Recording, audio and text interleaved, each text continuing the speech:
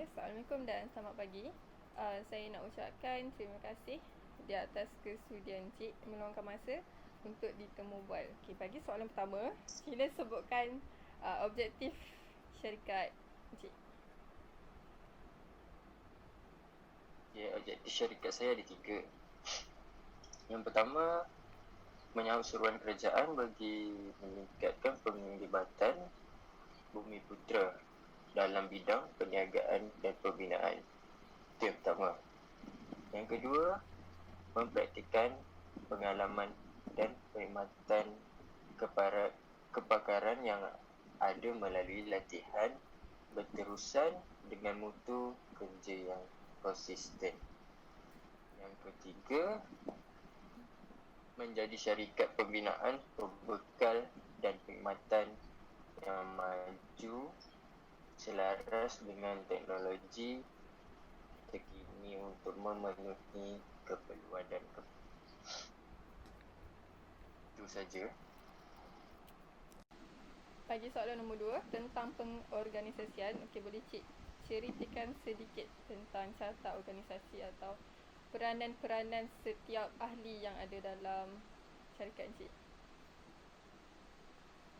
Okay. Dalam carta organisasi saya, bagi company saya, ada 3 orang penting. Contohnya seperti saya yang menguruskan keluarnya kerja-kerja tender daripada website tender Selangor ataupun mana-mana website. Kedua, saya akan menghadiri atau taklimat yang akan dibuat dari jabatan-jabatan. Ketiga,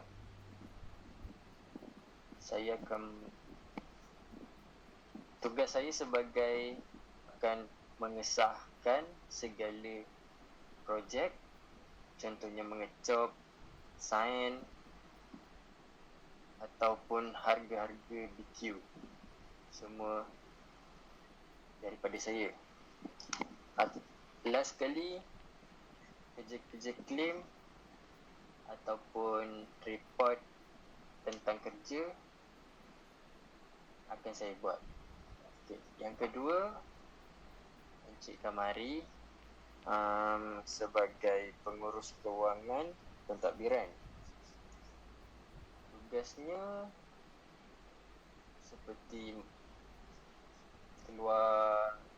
mengeluarkan resit tender untuk dihantar kepada jabatan.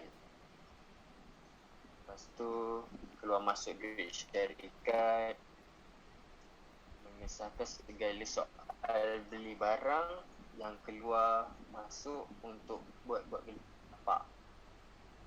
Itu yang kedua. Yang ketiga, Encik Syahril yang mengurus sumber kemanusiaan. Contohnya kerja-kerja di lawatan tapak yang sedang berjalan. Dia yang menjaga, mengambil gambar, contohnya gambar-gambar tu sebelum adalah gambar asal tempat projek yang akan dibina. Semasa gambar-gambar yang sedang projek dijalankan. Yang ketiga, selepas apabila semua kerja sudah siap, gambar akan diambil untuk membuat claim dan dihantar kepada saya. Okay. Yang last sekali, menjaga buruh-buruh yang sedang menjalankan kerja di kawasan tapak kerja. Contohnya macam soal apa-apalah keperluan yang akan diminta oleh buruh. Termasuk kebajikan lah, soal kebajikan lah. Ya. Aktiviti kepimpinan, Encik ada tak sediakan apa-apa aktiviti ataupun khusus untuk pekerja-pekerja? Selain tu, apa yang Cik buat jika ada masalah daripada staff, dan bagaimana cara untuk memotivasikan pekerja-pekerja Encik? Okey, contoh sebagai kursus tu banyaklah tempat yang ada menyediakan program-program kursus yang bertauliah tu. Contohnya pihak CIDB ada buat khusus untuk pekerja-pekerja binaan seperti saya ataupun staf-staf yang lain. Contoh khususnya ada lima bidang khusus.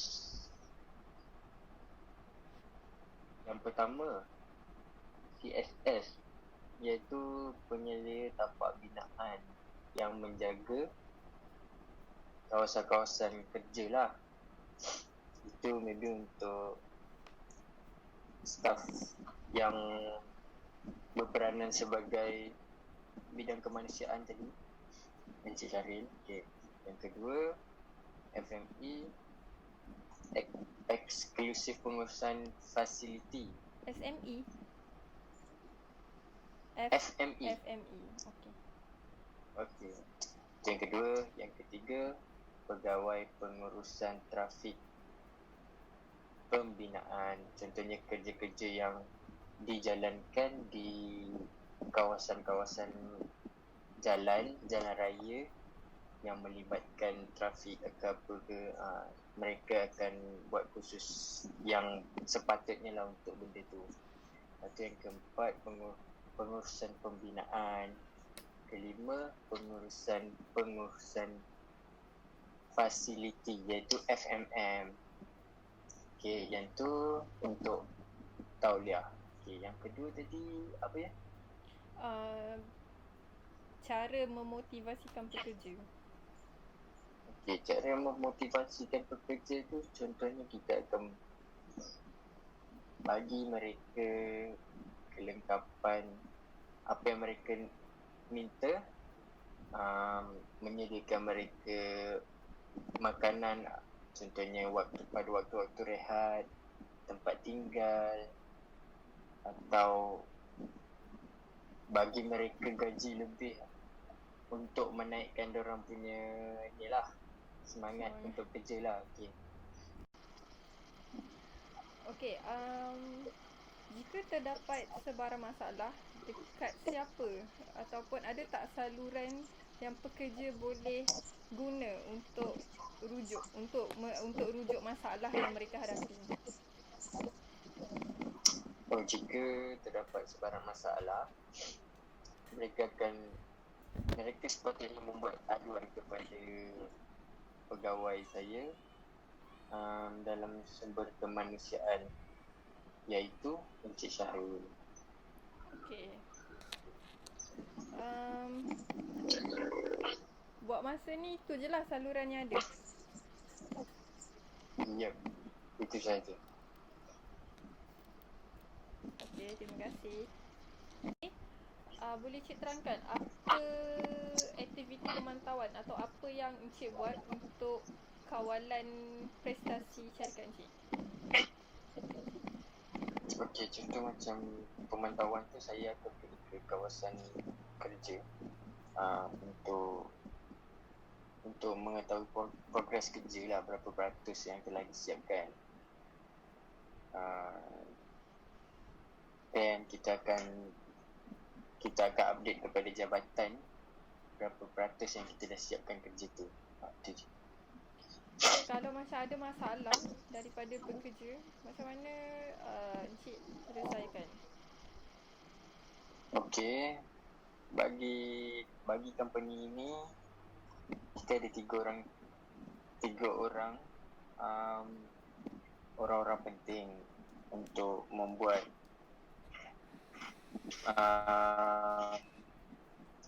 untuk tim tu lah. Contohnya kita akan buat brainstorming antara satu sama lain untuk berkongsi pendapat tentang kerja yang sedang dijalankan ataupun langkah-langkah untuk menyelesaikan masalah yang terdapat dalam kerja tu lah. Okey. Selain tu ada tak Cik rujuk orang lain? Maksudnya rujuk kontraktor yang lagi berpengalaman atau sebagainya. Kalau bab merujuk ni kami akan merujuk kepada contohnya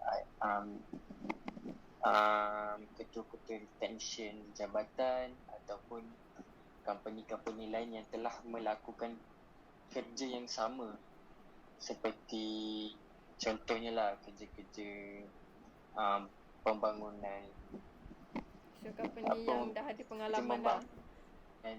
yang berpengalaman lah. Okay. Okay, yang terakhir KPI. Boleh Cik terangkan sedikit tentang KPI bagi syarikat ni? Okey, KPI ni KPI ni akan dinilai oleh jabatan ataupun technician lah.